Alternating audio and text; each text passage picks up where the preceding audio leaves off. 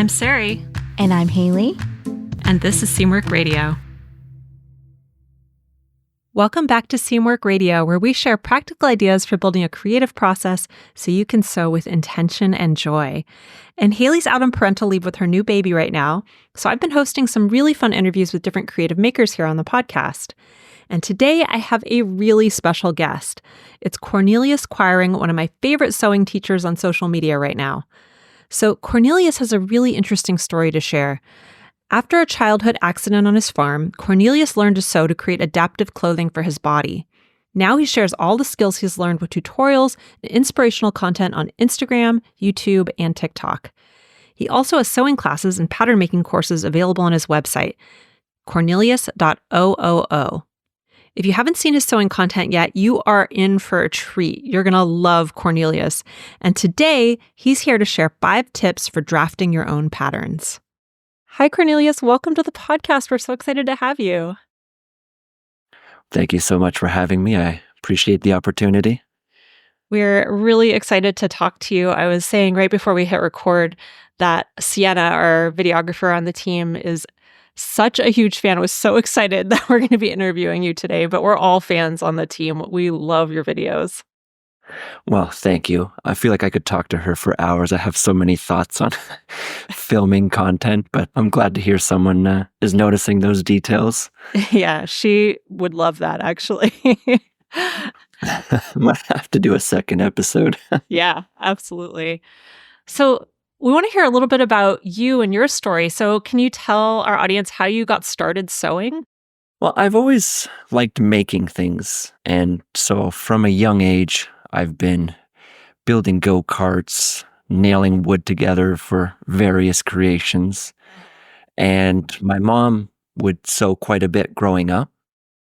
And as I got older, I started to have more of an interest in fashion and realize, well, I can make things. Why don't I also make my own clothes? And from there, I realized, well, why don't I make clothes uniquely tailored to fit my body? And so that's the very quick version of how that happened. Yeah. And how old were you when you first started?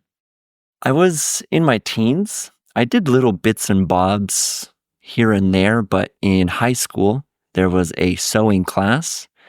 And so me and my cousin decided we were going to try that out. And so that was my first, I'd say, real attempt at actually making things with a sewing machine.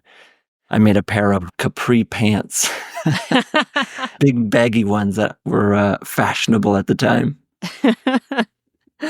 I started sewing in high school too. I wanted to make my prom dress originally, which my grandmother ended up making most of it, honestly, but she did teach me to sew in the process. So I feel like that's very common at that age, that's the age you pick it up. A prom dress is it's an ambitious project. I admire that level of ambition. Yeah, like a lot of people, I didn't know what I was getting into at that point. That's the key. Just get going, I find. Yeah, I think it is. I think there is some value in having kind of an ambitious start and not really realizing that things are hard when you begin. When something's well done, it seems easy, right? And so you see a thing like, oh, I want to do that. I can make that, surely. And then you get into it and you realize, like, oh, okay, there's this detail. And you get a step further, like, okay, that other thing. Next thing you know, you've got a whole craft on your hands. Yeah. Well, that's the exciting part about sewing is there's just so much to learn. It never ends. Well, the way things are going, I assume I'm only going to continue to learn more. I feel like with every project, there's something I mess up and then inevitably becomes a learning experience. Yeah, absolutely. Something you mess up either technically or you learn something about what you actually want to wear versus what you felt like making, or you learn something about fabric. It's an endless learning opportunity. Indeed. So what is it that draws you to sewing? Like, what made you stick with it over the years? The reason I kept at it was I had an accident when I was very young, when I was 3 years old, and this big piece of farm equipment fell on top of me. And as a result of that accident, the right side of my body, there's certain muscle groups that didn't develop. And I found that clothes I would buy off the rack would never quite fit the way I wanted them to. They're always too loose on the right-hand side. And so in the process of making my own clothes, I realized, well, hold on, I don't have to make symmetrical garments. I can make it however I desire. And so now everything that I create only fits me. If someone puts it on, it's always too tight on the right-hand side. But now that I've gone down this road and been able to figure it out, I can't go back. I tried buying some ready-to-wear clothes because it's like, oh, this is just too much work. Making clothes, I don't have time for it. But then inevitably, I despise them. Yeah. And even just tailoring ready-to-wear clothes, they can be hacked to a certain degree, but when it comes to actually shifting sizes of armholes and things like that, it just isn't the same. And so I've kind of ruined myself for anything ready to wear. And now I'm in a, I like to say I'm in a jam where I can't stop. I have to keep going down this road. That's really interesting because I actually have kind of a similar story in that I have scoliosis pretty badly. So I also have a lot of asymmetry in my body. And for me, it's always been kind of a conundrum how much of that is something that I try to disguise with clothing and how much is something that where I tailor my clothing to fit my body the way it is. And I think that's something I've come to terms with more and more over the years as I've gotten older. Yeah, I've realized I'm going to highlight it rather than try to disguise it for myself. Yeah. That's what I found has worked for me because I can't change it. So I might as well embrace it. And it's a part of the story of who I am. And so I like the fact that it's visually different. I once had someone in the comments of one of my videos mention, like, why don't you put a shoulder pad on one side so they balance out? Which I found was an interesting response because I've so gotten used to the idea of like, no, I'm not trying to disguise this. This is me. So I want asymmetry here. Yeah. And I think it's something that for different reasons and on different levels, a lot of people can identify with because I think everybody has their body things, their things that make them just a little bit different. And I think sewing helps a lot of us to understand our bodies better and understand and kind of comes to terms with those things that make us a little bit different. Mm-hmm. If I'm being honest, in the beginning, I did try to disguise it. I had ideas of sewing pads into my arms and the chest on the right side to try to disguise it. So I did start off in a place like that as well, myself. And then inevitably, as I grew as a person and embraced my experiences, the clothes that I made then ended up reflecting that as well to what I do now. Yeah. It's interesting how what you make with sewing can kind of reflect your mind state and how you relate to yourself and how you relate to the world around you. It's such an amazing craft. So what led you to create content around sewing? Like, how did you get into that part of it? I've always wanted to entertain. In fact, I wanted to be in a career of entertainment, but I never thought that I had the opportunity to do that. Between the leading figures in movies, magazine covers, like I never saw myself as that. And I knew I could never be that. And so I felt an opportunity lost. And it just so happens that I've been born at the right time where social media and the internet exists. And again, I like to make things. So I thought, well, why don't I also just make my own content? I can be in control of that. I don't need to get approval to be in a movie, anything of that sort. And so I got to take this desire to entertain and broadcast that through social media. Yeah, it's an amazing time where you can really take control of your career that way and just make the things you want to make and put them out there into the world. And there are people who want to see it. No matter what you're making, people want to see it. It's interesting, especially sometimes the numbers don't even make sense because it ends up feeling so insular sometimes. Like I'm by myself in my basement filming these things, looking into a lens and then editing it. And so no one is touching any of this.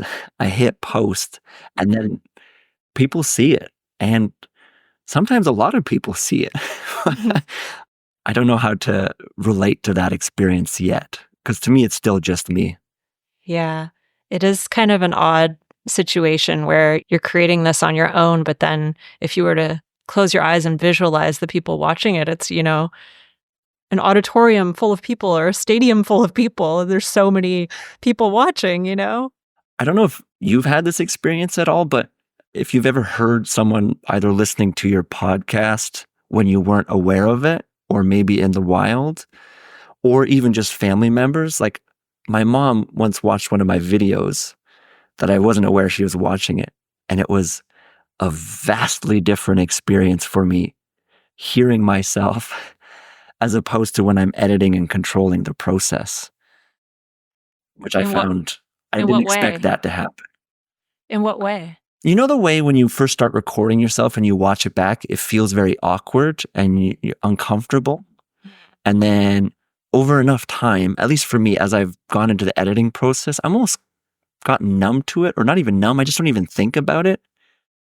And then I had that experience again of hearing myself for the first time, which I didn't anticipate because I thought at this point I had a great understanding of what I sound like, what I look like. But that unexpected moment brought me right back to the beginning again. Do you think it was because your mom was watching it? Is that why that it felt so different? It was the lack of control Mm. in that moment. I didn't set that up because I've had a few other people in my life watch some of my stuff where I am within earshot, and every time I get that feeling again. Yeah. It's so vulnerable putting yourself out there like that. Well, speaking of which, this podcast, I can very much control what my videos are. I can clip it down to a minute and a half, but I'm kind of just speaking here without any control of what it ends up being. So Yeah. feeling a bit of vulnerability again. Yeah. That's understandable. That's something that I really love about this podcast, though, is that it feels very much like a conversation, and it feels, I think, to our listeners too, it feels more intimate because it's not scripted and we're not setting anything up. We're just having a conversation. Well, we're setting things up a little bit, but we're having a conversation around it, which I think people really like. And I feel like it's an opportunity for me to grow, so I'm enjoying it. Yeah.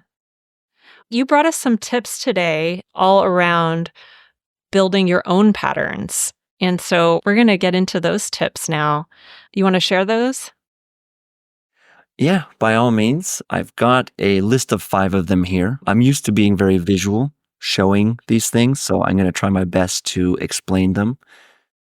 And so, number 1, it's all squares, circles, and triangles. And essentially what that means to me is pattern drafting clothes can seem very difficult, very complex, especially when you first start out. I know that's how I very much felt. And as I've gotten into it more and more, I've almost been able to distill it down into sort of simpler forms. And I once had this person teach me about how to learn. And they brought up the idea of break everything down into small enough steps and it becomes understandable. So in the same way, when it comes to pattern drafting, I like to think of it all as squares, circles, and triangles. So for example, if we're drafting a shirt pattern, well, on the most basic of levels, it's a cylinder, but we open up that cylinder and it's a square. Well, then on the sides, we cut out 2 circles. Those become our armholes. Now we cut a triangle off the top. That gives us the slope of our shoulders. And then we can put in some darts. Again, those are triangles. And so when I'm looking at patterns, I'm trying to find my basic shapes in all of them at all times and start off with these basic shapes and then add in more and more until eventually I end up at what is a shirt pattern, what is a pant pattern, coats, so on and so forth. I think that's so helpful because I think a lot of people have trouble visualizing how to take a two-dimensional object, a piece of fabric or a pattern, and make it into a three-dimensional shape. And if you just think about what you just said about taking these and breaking it down into these very simple shapes and then putting them together to form a three-dimensional shape, it makes it a lot more easy, at least in my mind. Anything in small enough steps is manageable, including the food we eat. So that's how I like to break it down. Yeah, it's all doable. Tip number 2 would be building off a block. And so a block in pattern drafting is the very basic templates that make up a shirt or a pant. So for example, a shirt block is the front panel and back panel of the shirt and then a sleeve. And it doesn't have any collars or any of that on there. It's just those 3 basic shapes. And so building off the block essentially means that once we have drafted a basic block for ourselves, from there we can then create anything we want. So for example, with that shirt block idea again, if we want to turn that into a t-shirt, well, we simply just add a rib knit collar on there. We can cut the sleeve shorter if we want.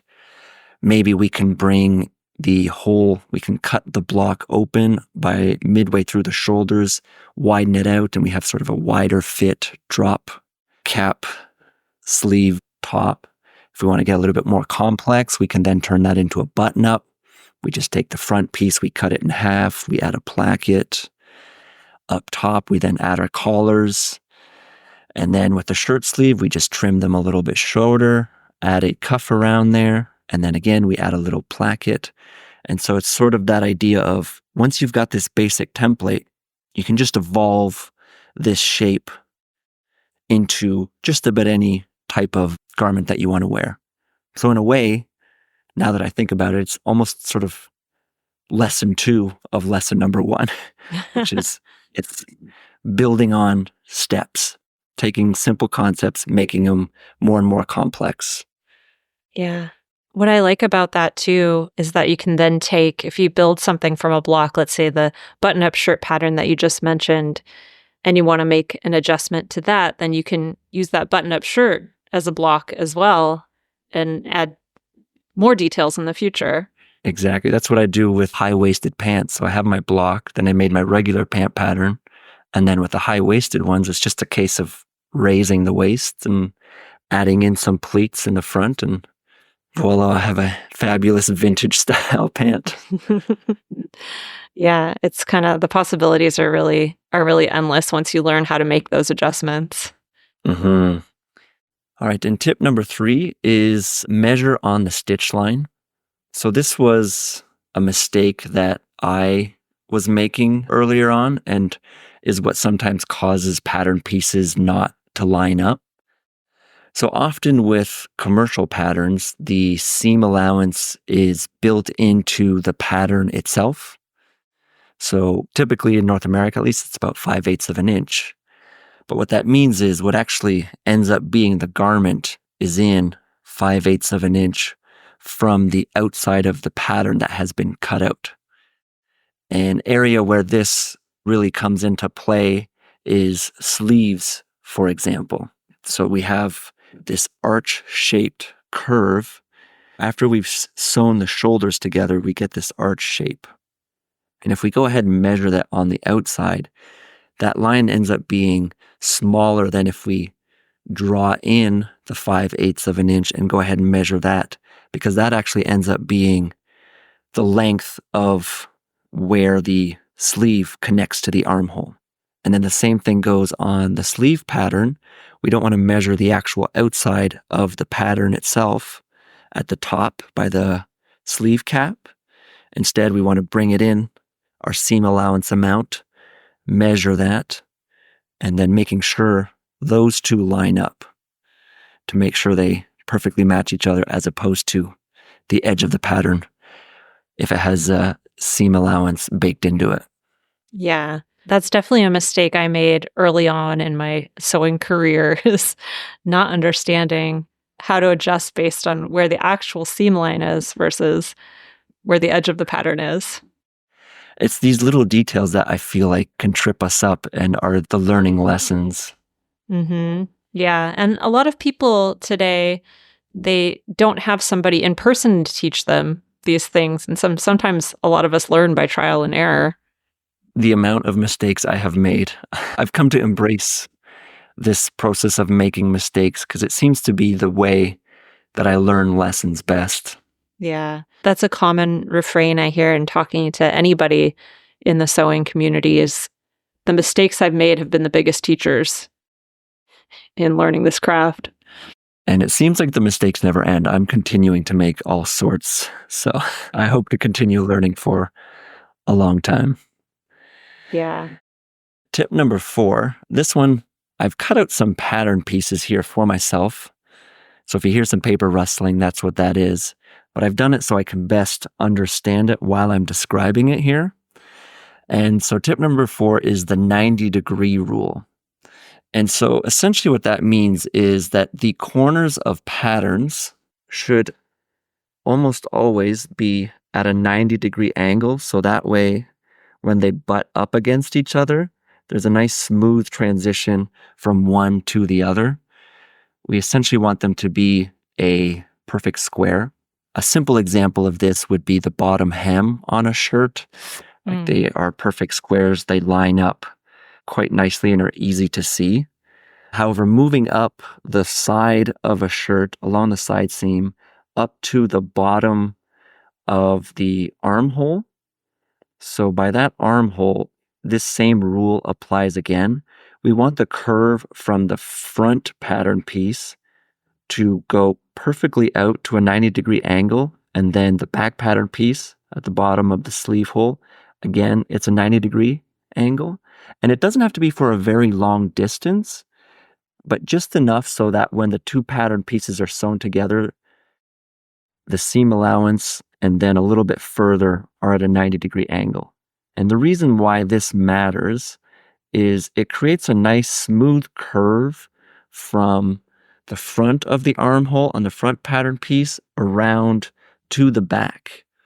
Otherwise, we end up getting points or reverse points, which when we then sew on the sleeve, it's going to create some odd puckers underneath.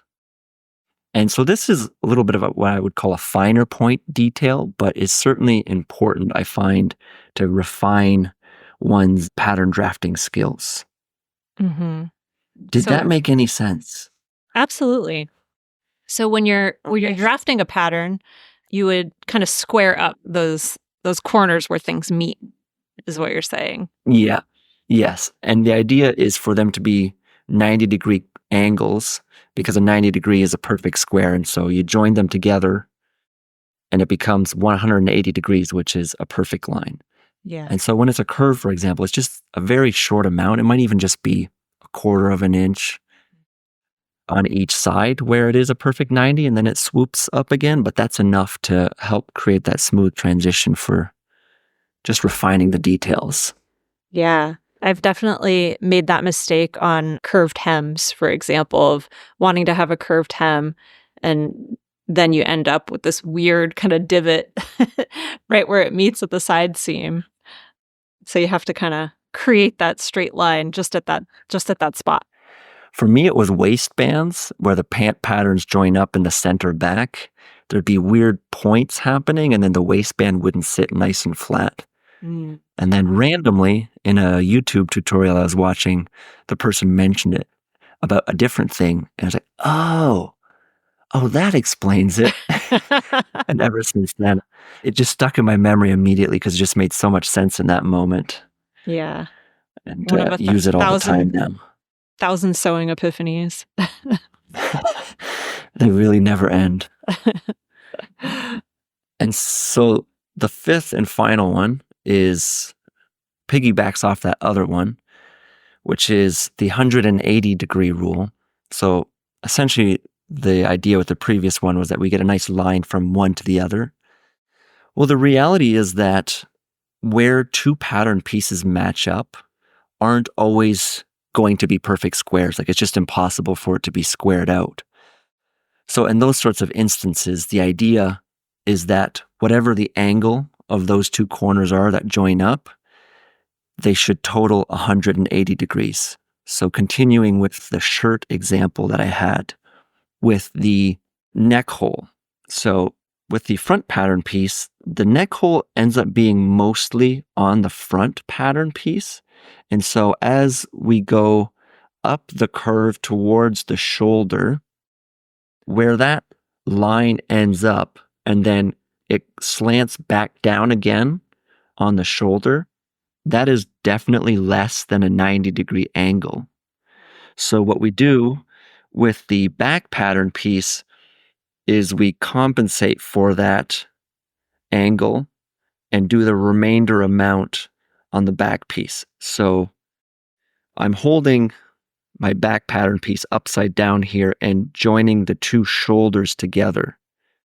And so as the curve from the front neck hole piece goes over to the back, I want it to transition nice and smoothly over to the back and continue and around to the back of the neck.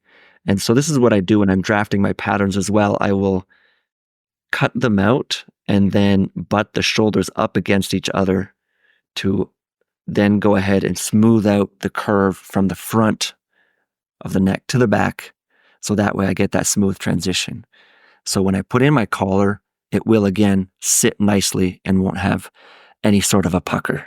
Yeah. So to put it in other words, you're saying that if you have two pieces meeting that can't be at 90 degrees, you still want them to add up to 180 degrees so you have a straight line. Correct. Yes. So 110 and 70, for example, or 120 and 60. Whether you decide to actually measure them, that's another way of doing it. If you have is it a protractor? I forget. What was it called in high school? Yeah, you can use a protractor to measure the two. Or the way I do it, I like to just butt them up against each other and then draw that line. But in the end, the math ends up being 180 degrees. That's a great tip. I love that. So basically, what we're trying to convey to people is that I think with the last three tips, it's all about creating those smooth transitions and those smooth seam lines when you're drafting a pattern. Don't you think? Yeah. It's little details, because once you get the basic shapes down, once you realize it's just the squares, circles, and triangles, you start putting these pieces together. At that point, it's then you start refining the details and making those little things, those adjustments, paying attention to those things is going to give you the little details in the fit that make it feel just right. That will be unique to your body and fit, like just slightly tweaking the shoulder slope so it just sits a little bit more to your body and those sorts of things. And that's where these details are going to come in and be handy. Mm-hmm. And it's something that you can learn over time. I think the more you do it, the more you play around with patterns and try to make these adjustments, the more you'll learn either through trial and error or just finding those little details, like you're saying, that really make it feel right to you. Many of these things I didn't know for years. So they are definitely things that as you get into it more and more, you're going to start paying attention to. In the beginning, it's about just trying to figure out the fit.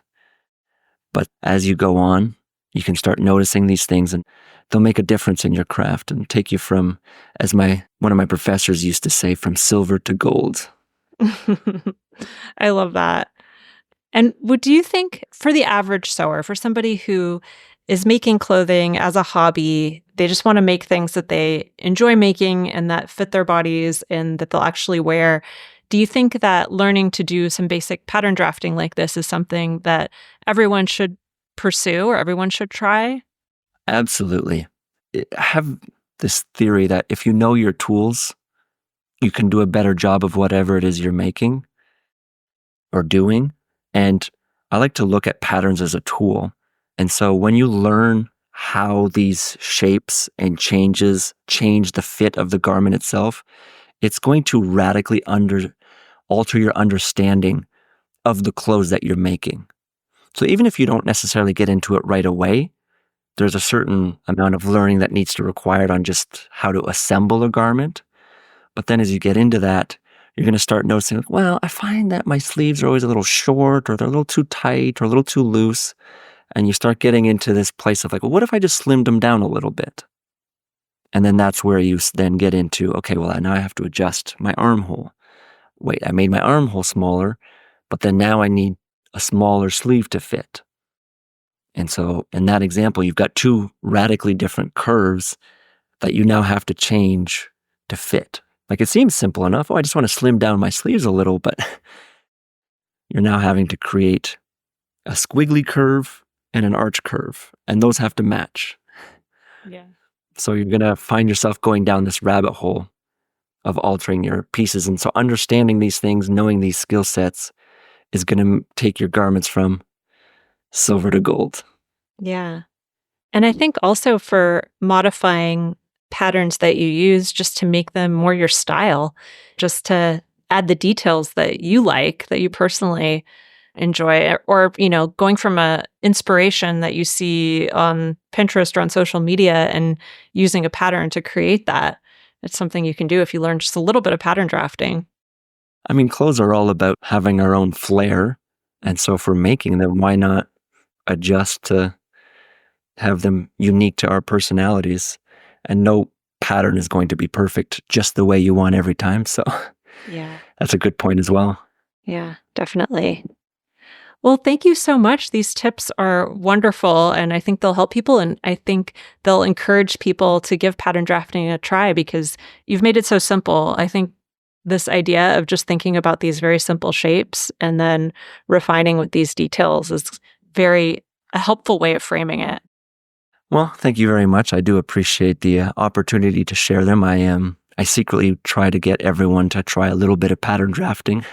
I find it so enabling, if that's the right word.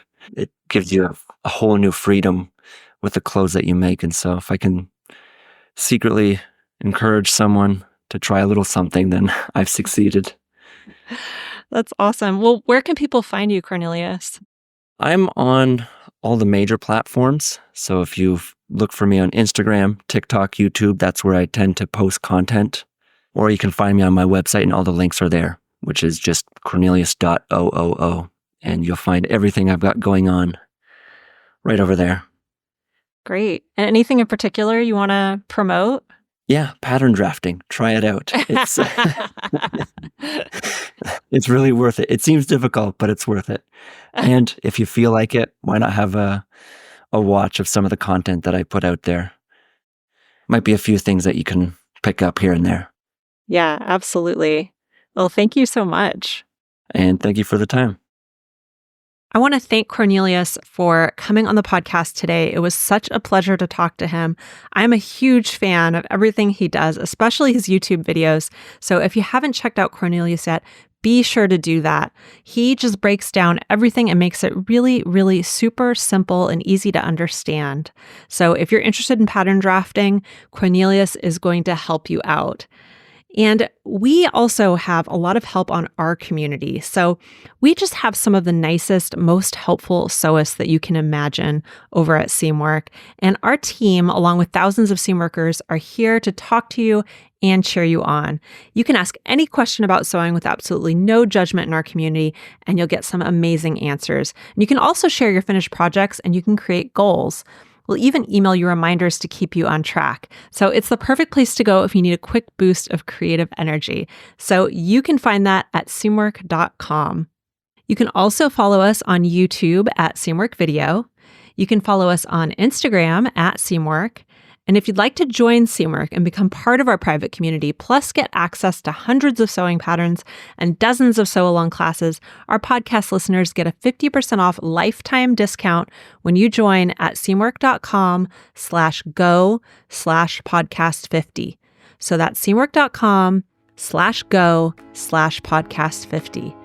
And that does it for us this week. I'm Sari, and this is Seamwork Radio. Seamwork Radio is brought to you by the team at Seamwork. Seamwork's an online community that supports you in creating a wardrobe that feels right for you. When you join us at Seamwork, you become part of our private community of makers, and you also get access to monthly sew-along classes, a library of over 200 sewing patterns, and tons of great resources to help guide you through the sewing adventure that you choose.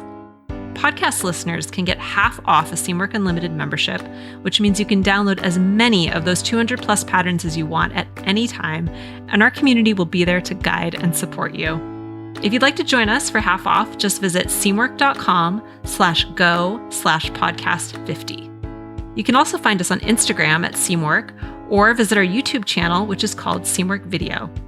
We love hearing from you, so let us know if there's a topic or a personal story that you'd like us to cover. Thanks for listening to Seamwork Radio.